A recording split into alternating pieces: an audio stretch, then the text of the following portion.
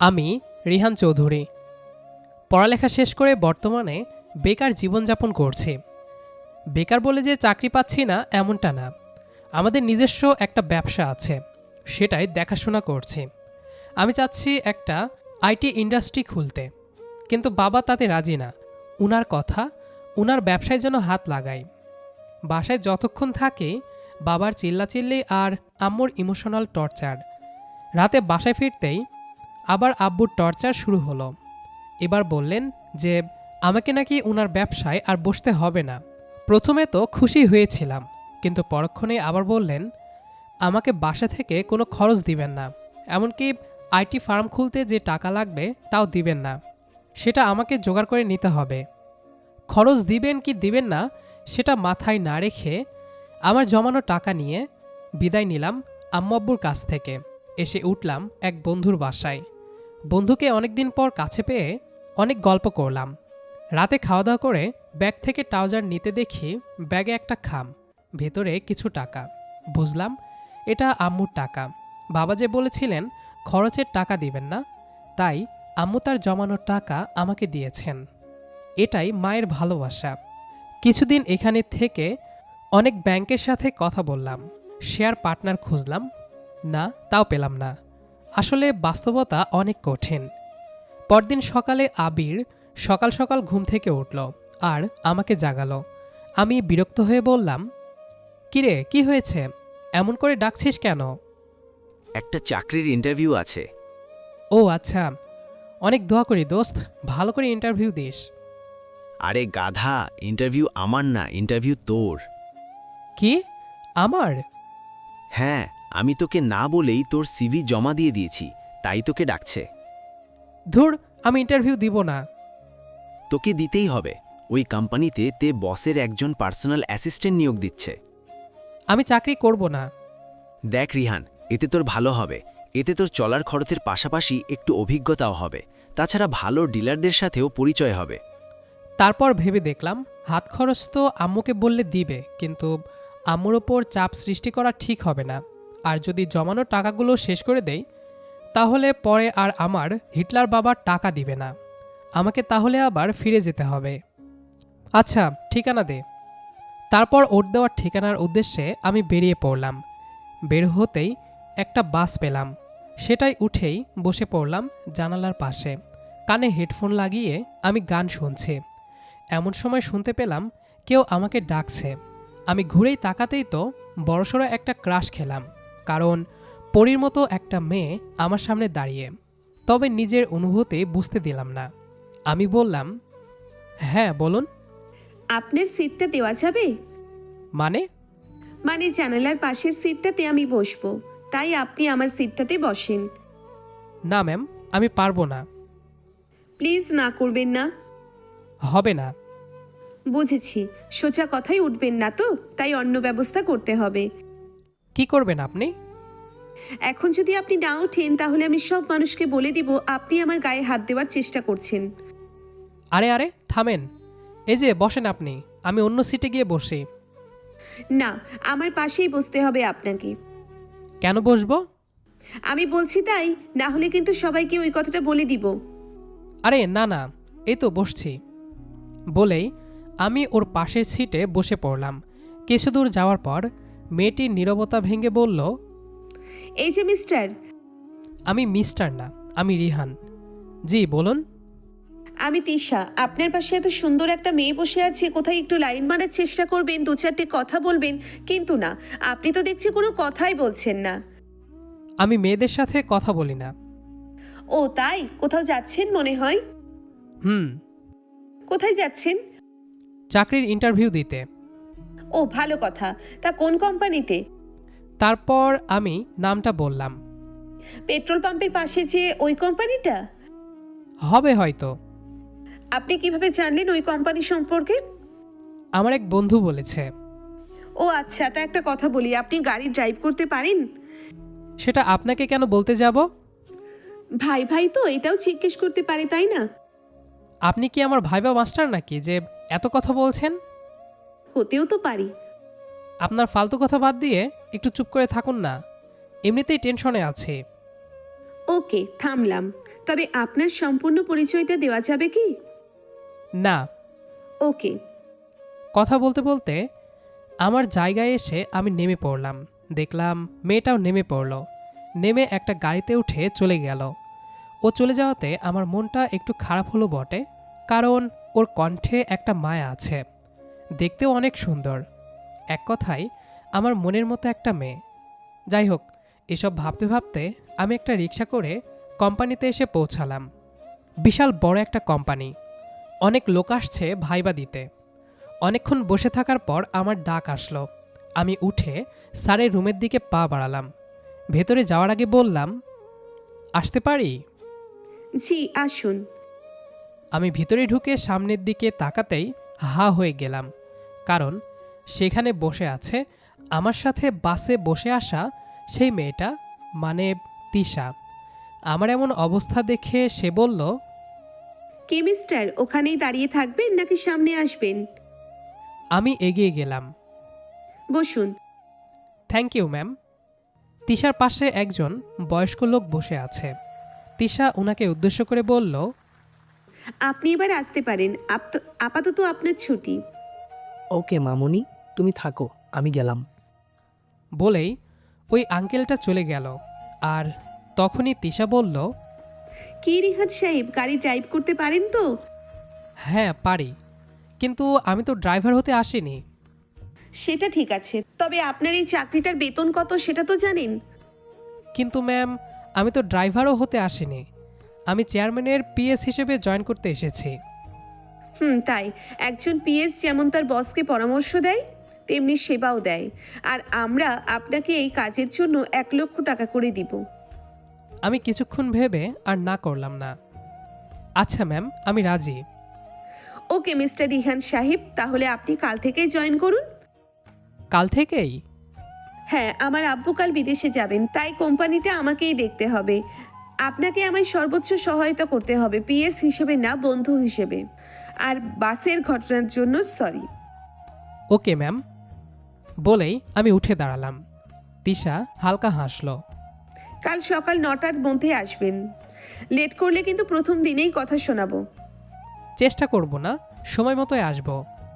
Room থেকে বের হতেই বুকের ভেতর কেমন অদ্ভুত একটা চাপা উত্তেজনা কাজ করছিল। ব্যাপারটা এত দ্রুত হয়ে গেল যে বুঝতেই পারলাম না, কিন্তু নিজেকে দ্রুত সামলে নিলাম। আমি এখানে কোনো গল্প করতে আসিনি।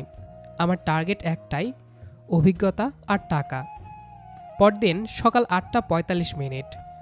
আমি অফিসের সামনে দাঁড়িয়ে জীবনে প্রথমবার নিজের অভিজ্ঞতায় চাকরি করতে এসেছি।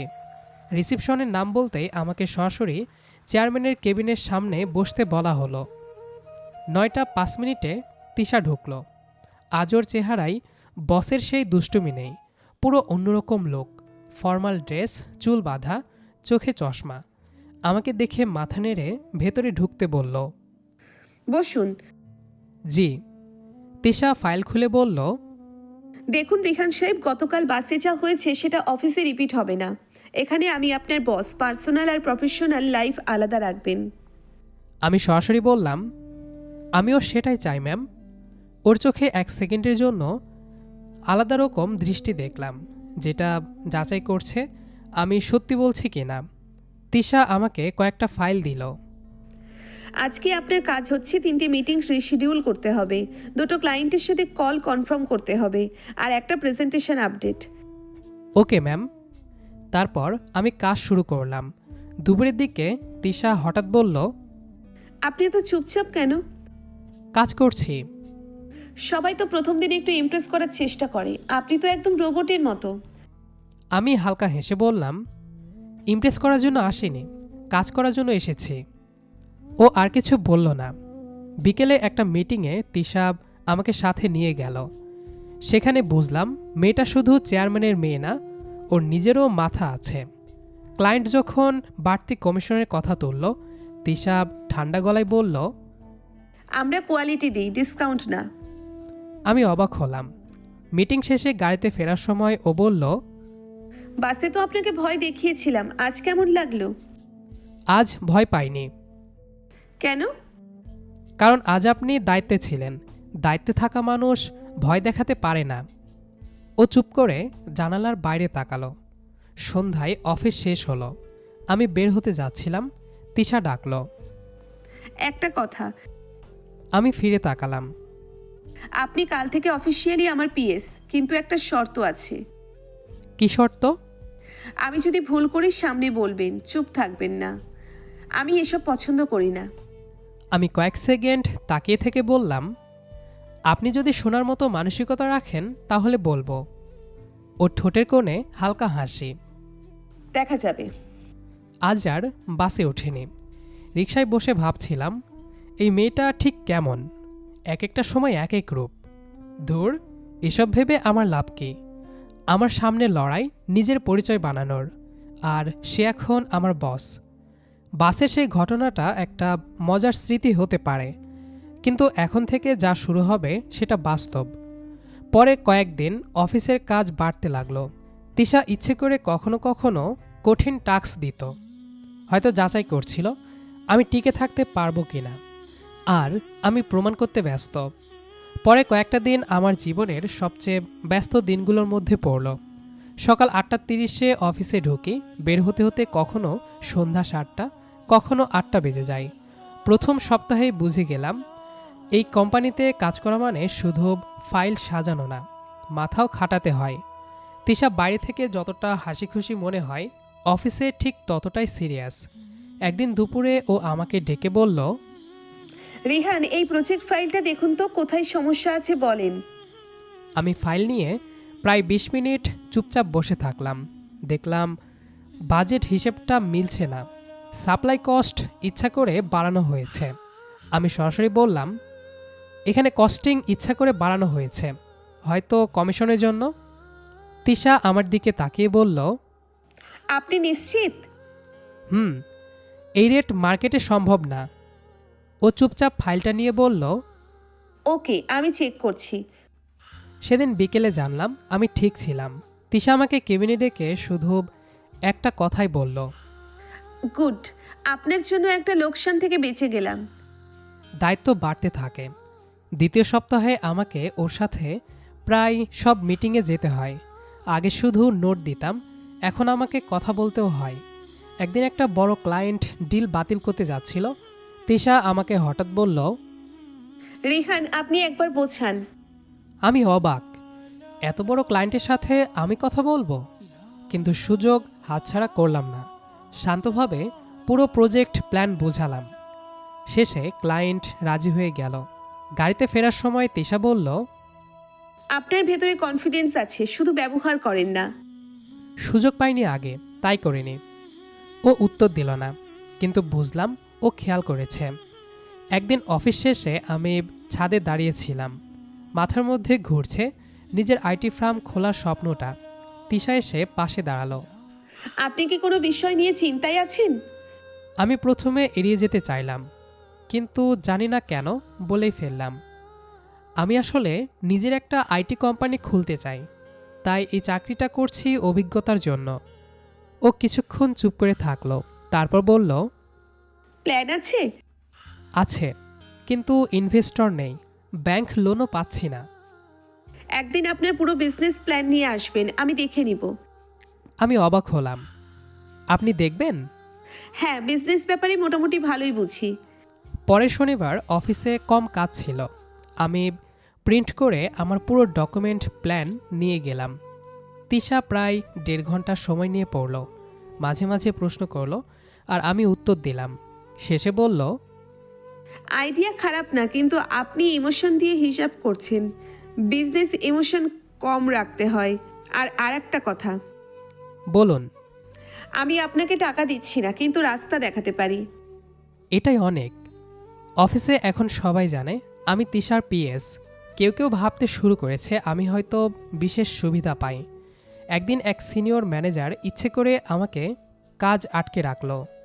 আমি সরাসরি তিশাকে বললাম না, নিজের মতো ম্যানেজ করার চেষ্টা করলাম, কিন্তু তিশা নিজেই বুঝে গেল। ও মিটিংয়ে সবার সামনে বলল, রিহানকে বাইপাস করে কোনো ফাইল যাবে না। ওই দিন বুঝলাম ও শুধু বস না, এর বাহিরেও অনেক কিছু খেয়াল রাখছে।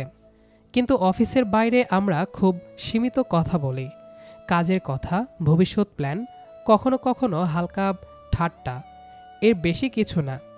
একদিন সন্ধ্যায় আমি খুব টেনশনে ছিলাম। আম্মু ফোন দিয়ে বলেছে বাসার অবস্থা ভালো না, বাবা এখনও আমার ওপর রাগ করে আছে। তিশা বুঝে ফেলল। আপনি আজ অস্বাভাবিক চুপ কেন জানতে পারি? পারিবারিক ব্যাপার।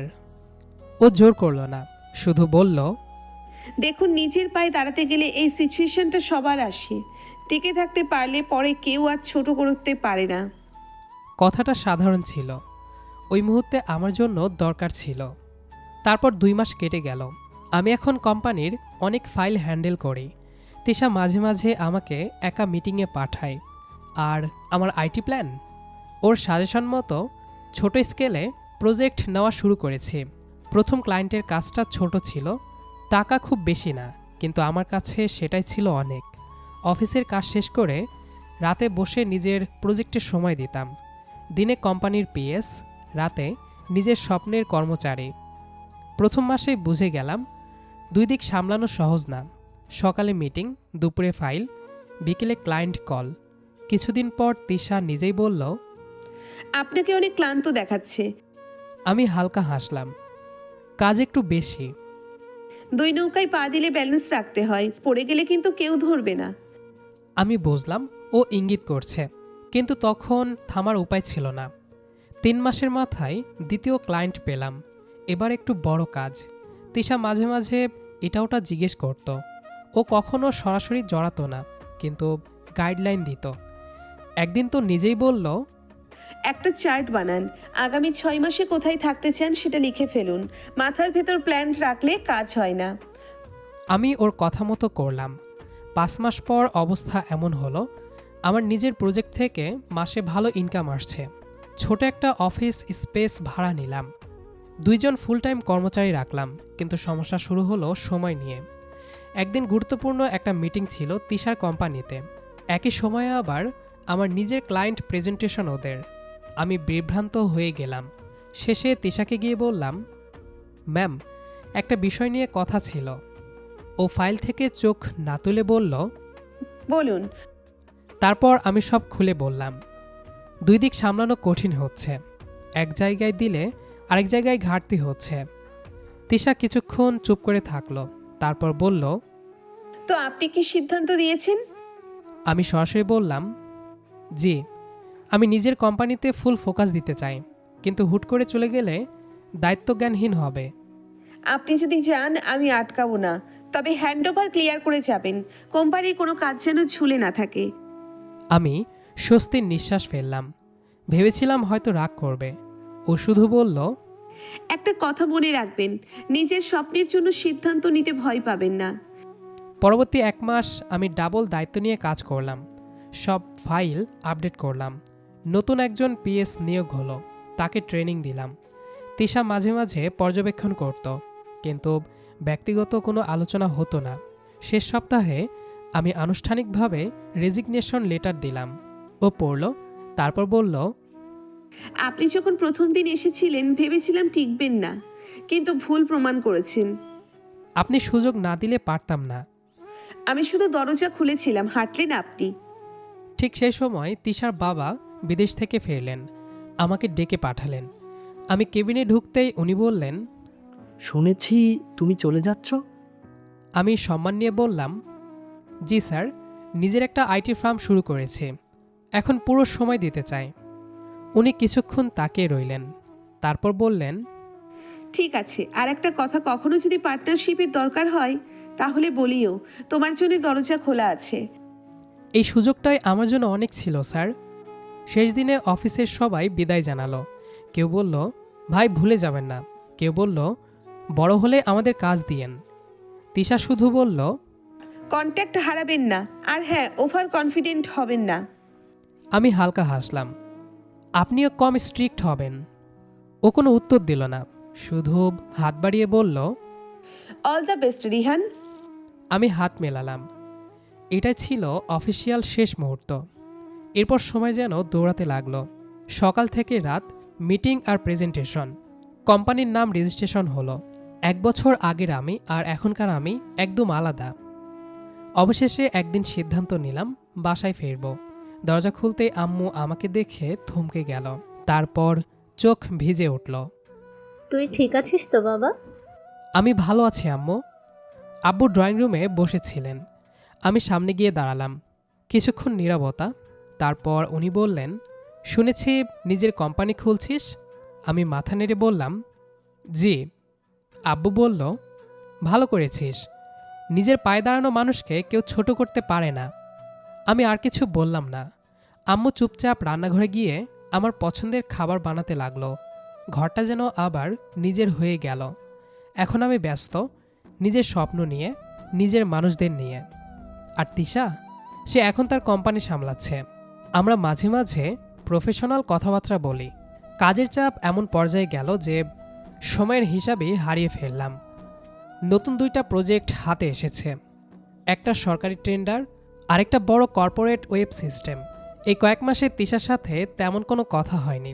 আমি নিজেও ইচ্ছা করে যোগাযোগ বাড়াইনি। যে পথে হাঁটা শুরু করেছি সেখানে মনোযোগ ছাড়া টিকে থাকা যায় না।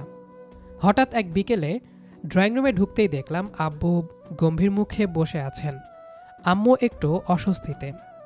সামনের সোফায় 2জন মানুষ বসে। চোখ তুলে তাকাতেই চমকে উঠলাম, তিশা আর তার বাবা। আমি কিছুক্ষণের জন্য থেমে গেলাম, তারপর ভদ্রভাবে সালাম দিলাম। তিশার বাবা হাসলেন। কেমন আছো? আমি সংক্ষিপ্ত উত্তর দিলাম, আলহামদুলিল্লাহ, ভালো। তিশা খুব চুপচাপ, আগের হাসি খুশি ভাব নেই, চোখে ক্লান্তি। কিছুক্ষণ সাধারণ কথাবার্তা হলো, কোম্পানির কথা, কাজের কথা, ভবিষ্যৎ প্ল্যান। তারপর হঠাৎ তিশার বাবা গলা পরিষ্কার করে বললেন, আজকে আসার একটা বিশেষ কারণ আছে।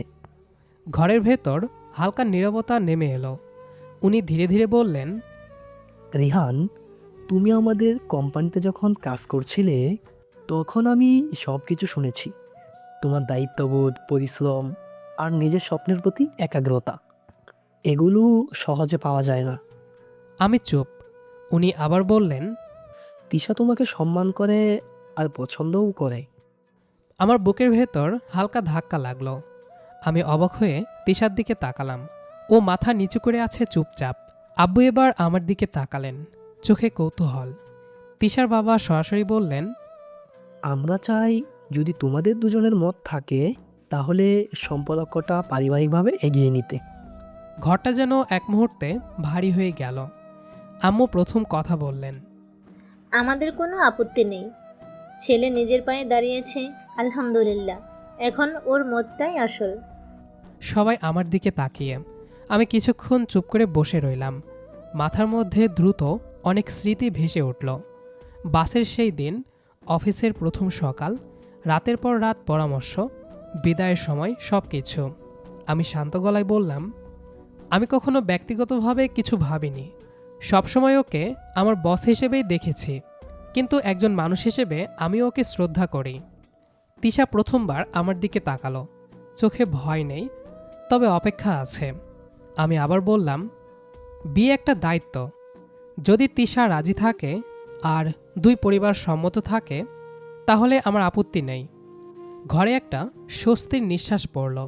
তিশার বাবা হালকা হাসলেন। তারপর সবাই আমাদের বারান্দায় একটু সময় দিল। 2জন চুপচাপ দাঁড়িয়ে আছি। কিছুক্ষণ কেউ কথা বললাম না। শেষে তিশাই বলল, আপনি অবাক হয়েছেন জানি। আমি হালকা হাসলাম। ও ধীরে বলল, আপনি যখন কোম্পানি ছেড়ে দিলেন তখন বুঝেছি আপনি শুধু স্বপ্ন দেখেন না, সেটা বাস্তবেও করেন। আমি এমন কাউকেই চাই যে নিজের পায়ে দাঁড়াতে জানে। আর আপনি? আমি দায়িত্ব নিতে জানি, তবে পাশে দায়িত্বশীল কাউকে চাই। কথাগুলো খুব সাধারণ ছিল, কিন্তু ভেতরে ভারী। আমি বললাম, আমরা যদি এগোই, একটা ব্যাপার পরিষ্কার, কেউ কারো পথে বাধা হব না। তিশা মাথা নেড়ে বলল, এটাই চাই। এরপর সব কিছু দ্রুত এগোলো। 2 পরিবার আলোচনা করল, তারিখ ঠিক করল। ছোট পরিসরে আকদ আর বিয়ে হলো। কোনো বাড়তি আয়োজন না, শুধু কাছের মানুষ। বিয়ের দিন তিশাকে দেখে মনে হলো আজ আর সে আমার বস না, আবার সেই বসের মেয়েটাও না। সে এখন আমার দায়িত্ব, ভালোবাসা আর চিরপথ চলার সাথে। ভালোবাসা সবসময় হঠাৎ করে আসে না, কখনো দায়িত্বের মাঝে, কখনো সম্মানের ভেতর দিয়ে ধীরে ধীরে জন্ম নেয় এক গভীর অনুভূতি।